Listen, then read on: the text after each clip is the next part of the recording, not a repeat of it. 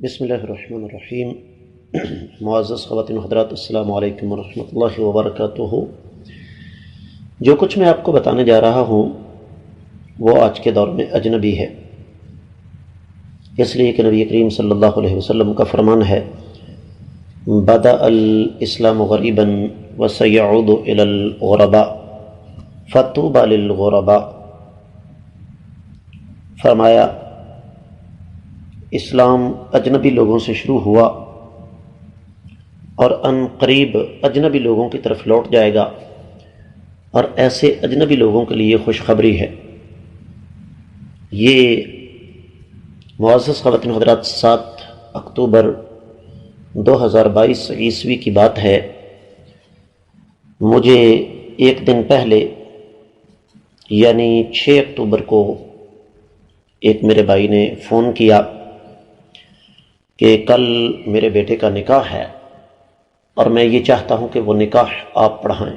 ان کے بڑے بیٹے کا نکاح میں پڑھا چکا ہوں، اور ساتھ ہی انہوں نے مجھ سے یہ کہا کہ جس طرح آپ نے ہمیں بڑے بیٹے کے نکاح کے موقع پر یہ بات سمجھائی تھی، بالکل سنت کے مطابق ہم صرف ایک گاڑی پر جا رہے ہیں اور مسجد میں نکاح ہوگا، اور بغیر وہاں کچھ کھائے پیے اور بغیر وقت ضائع کیے ہماری واپسی ہو جائے گی۔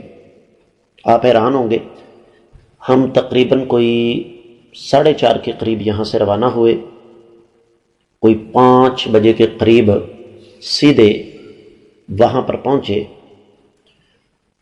اور مسجد میں 3-4 افراد تھے اور ہم بھی کل 4 افراد تھے گاڑی میں۔ 5ویں جگہ ہم نے دلہن کے لیے خالی رکھی ہوئی تھی۔ میں الحمدللہ گاڑی خود چلا رہا تھا۔ نکاح ہوا، نکاح کے بعد نکاح نامے پر دستخط ہوئے، اور اللہ کی توفیق سے تقریباً 10 سے 15 منٹ کے اندر اندر یہ ساری کارروائی مکمل ہو گئی اور ہم واپس آ گئے۔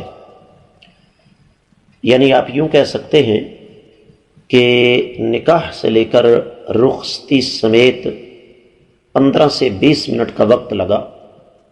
کسی قسم کا کوئی تکلف نہیں، کسی قسم کو کوئی بارات کے استقبال کے لیے لمبا چوڑا سلسلہ نہیں، کوئی وہاں پر شریعت کے خلاف کام نہیں۔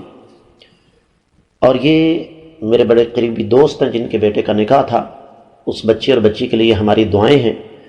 آپ کے ساتھ یہ میں بات اس لیے شیئر کر رہا ہوں کہ آج کے اس گئے گزرے دور میں جو حدیث مبارکہ میں نے ابتدا میں پڑھی ہے، اس کے مطابق یہ چیزیں اجنبی ہیں۔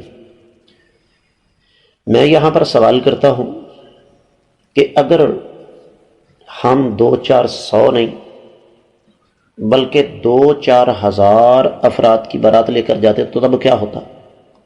یہی کچھ کہ نکاح ہوتا، نکاح کے بعد رخصتی ہوتی اور لڑکی کو لے کر ہم گھر آ جاتے، لیکن ہم کل 4 افراد گئے، اور یقین جانیے ہم بھی بڑے سکون میں اور لڑکی والے بھی بڑے سکون میں۔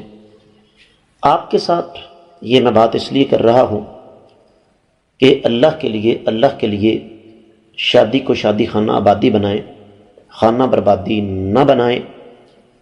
اللہ تعالیٰ سے خصوصی طور پر دعا ہے کہ اللہ تعالیٰ ہمیں اس قسم کے سلسلوں کو جاری رکھنے کی توفیق مرحمت فرمائیں۔